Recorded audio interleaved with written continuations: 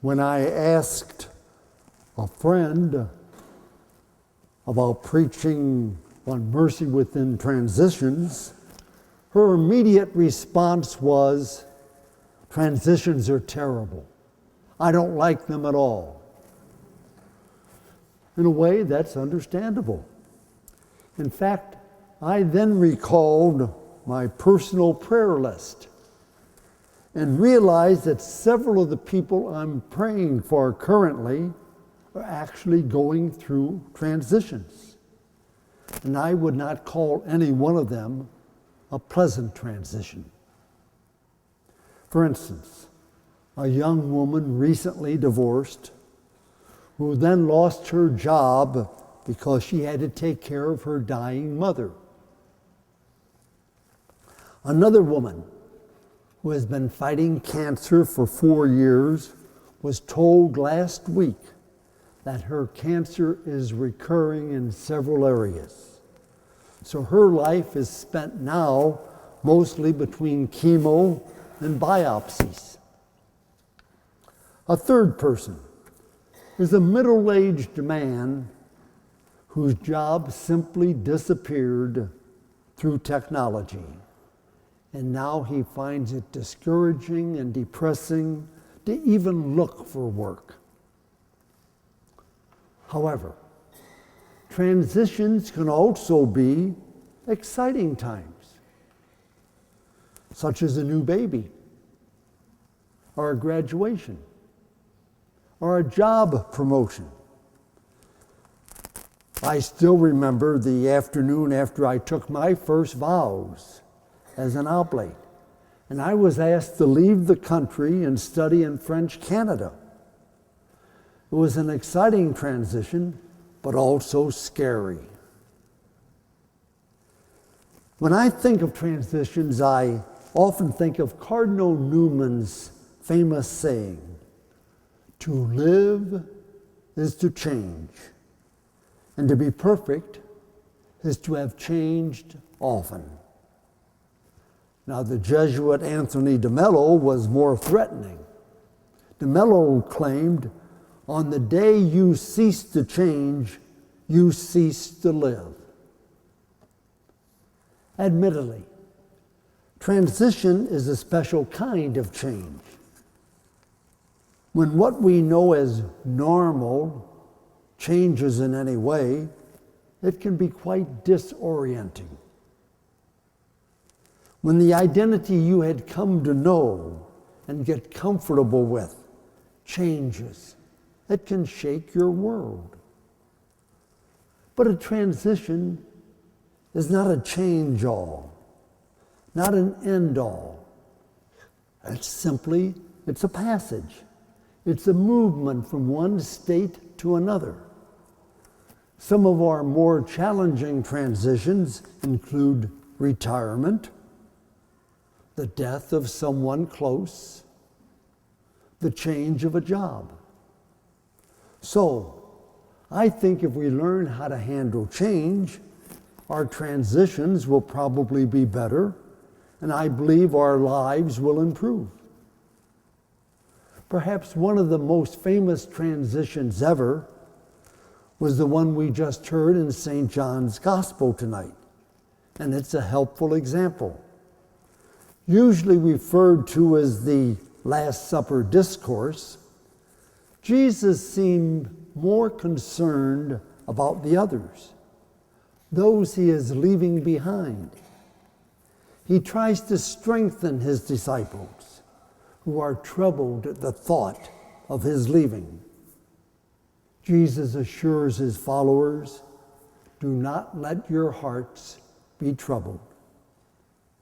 And Jesus' leaving also shows that very special aspect of a transition, that every transition begins with an ending. In this case, Jesus is leaving. And whenever there's an ending, there's usually grieving left behind.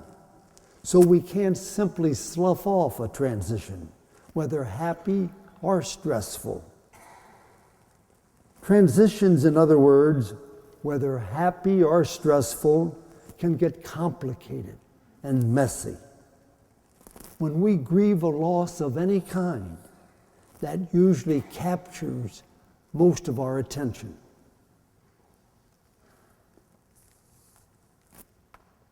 So now that we have a feel for transitions, let's look at mercy and how it might apply to transitions.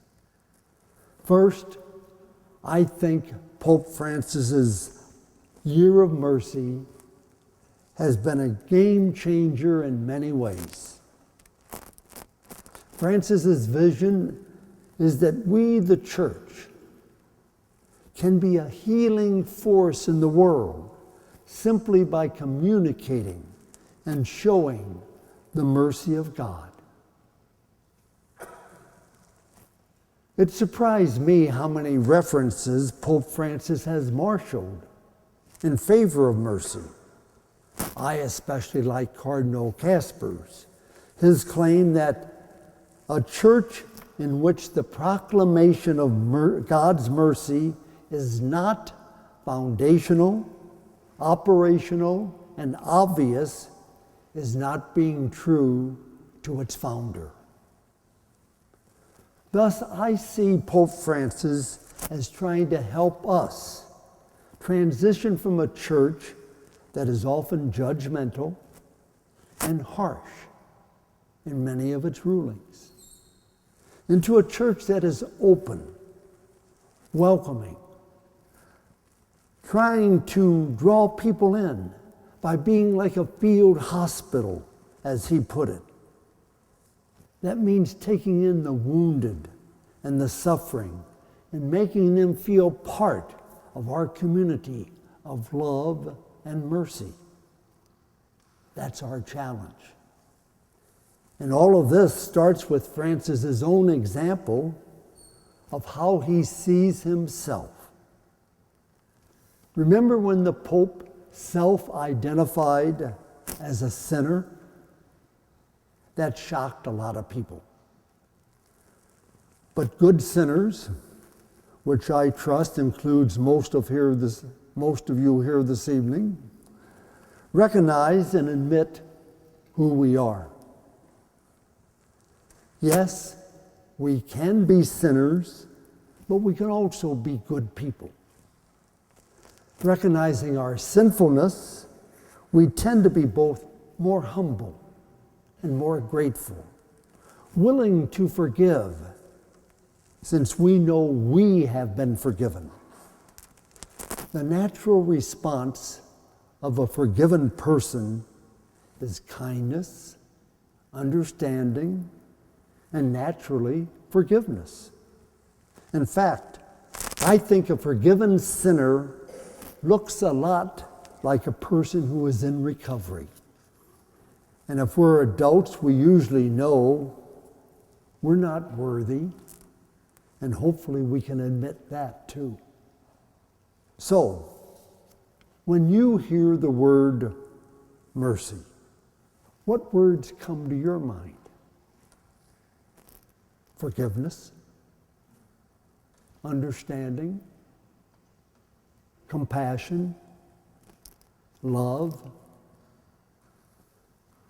Personally, I think of my recent retreat, and I express regret to my director for not having tried harder in certain areas. He gently reminded me that it's not our effort that achieves our salvation, but rather entrusting ourselves to God's mercy. He then reinforced that by quoting St. Paul. Our God is rich in mercy, and it is by grace that you have been saved. This is the God who loves us unconditionally. The one who says, I am with you always until the end of time.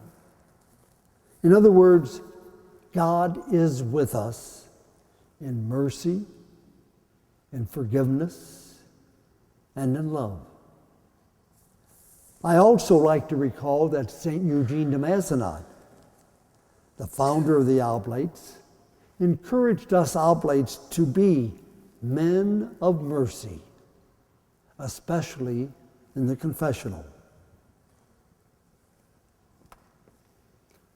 Now, a few closing recommendations on how to do all this. How to live and apply mercy, both to others and even to ourselves.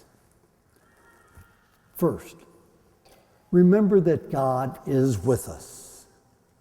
It's God who helps us when we recognize that we're helpless.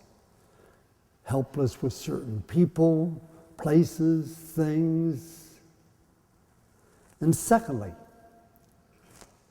I somehow got into the habit of whispering a good night prayer before an icon in my room entitled Our Lady of Tenderness.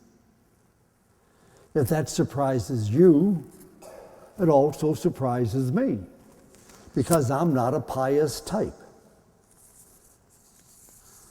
But this icon was written by a friend of mine as a Christmas card. And somehow it attracted me, and it still speaks to me every night. So staying in touch with God and our Blessed Mother are the first two ways of how to learn mercy. A third way is I have found two resolutions to be very helpful and that seem to work for me. First, I try not to judge others. And in my old age, I finally decided to let God be the judge. Similar to that, I try to give everyone the benefit of the doubt. No matter what happens, give them the benefit of the doubt. These two resolutions have been a real attitude adjustment for me, a man who pretty much felt infallible for his first 80 years on this earth. Thus, they have helped me be more merciful and have literally simplified my life. For example, on a very basic level, these two resolutions, don't judge and give everyone the benefit of the doubt, have improved my driving about 50%.